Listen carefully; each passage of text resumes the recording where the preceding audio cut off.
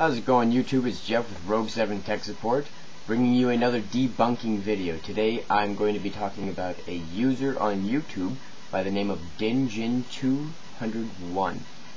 One of my subscribers brought me one of his videos today with a question, wondering if what he said was true.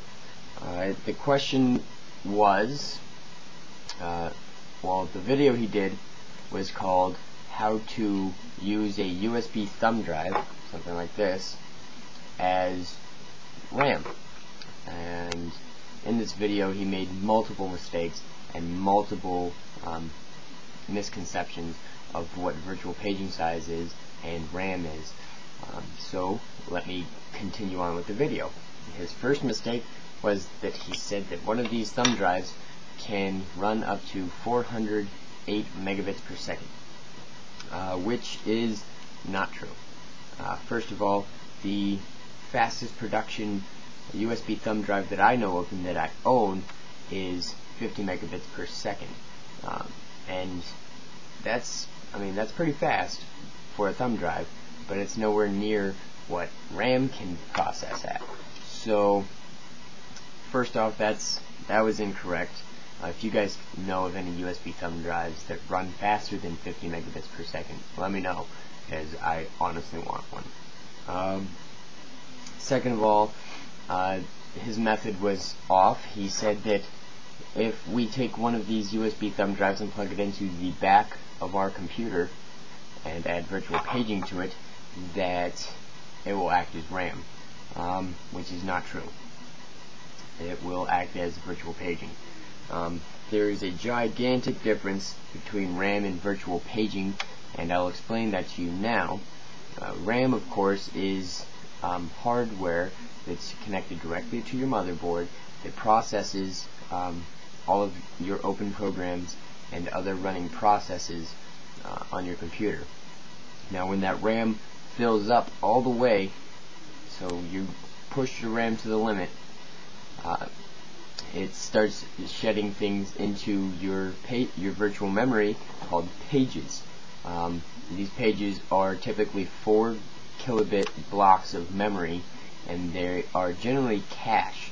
So the RAM caches into your virtual paging area on your hard disk, so it can access these files more quickly. Now virtual paging size should be set to 1.5 to 2 times the amount of RAM you have, for the simple fact that you want more virtual paging. That way if your RAM happens to deload something and load more stuff, it can cache that as well. What I mean is, say you have 1 gig of RAM and you set your virtual paging size to 2 times your 1 gig. So 1 gig is 1024 megabytes. You'd multiply that by 2 and add that into your virtual paging size. So that'd be 2048 megabytes of virtual paging size. So when your RAM fills up, it'll cache all of itself to your virtual paging. That way it can remember all of those programs and load them much quicker and much more efficiently. So then you deload all of the stuff and then load it again, and with completely different processes and programs or whatever, if you can possibly do that, and it will load to the virtual paging size, virtual paging memory, again, and that would be 2 times its memory. So that is what paging size is for.